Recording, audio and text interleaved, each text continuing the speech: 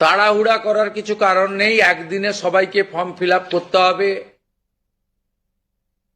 এখন 2,20,00,000 মতো পান, যার মধ্যে ভোটার তালিকা থেকে মৃত, ভুয়া, অভারতীয়,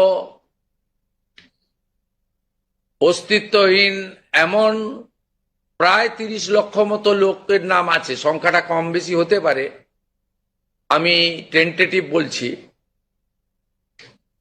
তারা যেমন পাচ্ছেন তারা পাবেন না, মানে আলটিমেটলি কমে যাবে। কমে গেলেও আমাদের ধারণা যারা বিরাট সংখ্যক, প্রায় 2 কোটির কাছাকাছি হয়তো উপভোক্তা ফাইনালি আসবে। সেক্ষেত্রে আমরা লক্ষ্মীর ভান্ডার যোজনা কর্মসূচি ততদিন অর্থাৎ চালু রাখছি যতক্ষণ না অন্নপূর্ণা যোজনার ফর্ম ফিল আপ এবং এনরোলমেন্ট কমপ্লিট হচ্ছে। আমরা চেষ্টা করছি আগামী 2 তারিখের মধ্যে যারা এনরোলমেন্ট করতে পারবেন, আগামী বুধবার আমাদের ক্যাবিনেটের মিটিং এর পরে আমরা ডিবিটির মাধ্যমে ট্রান্সফার করে দেব।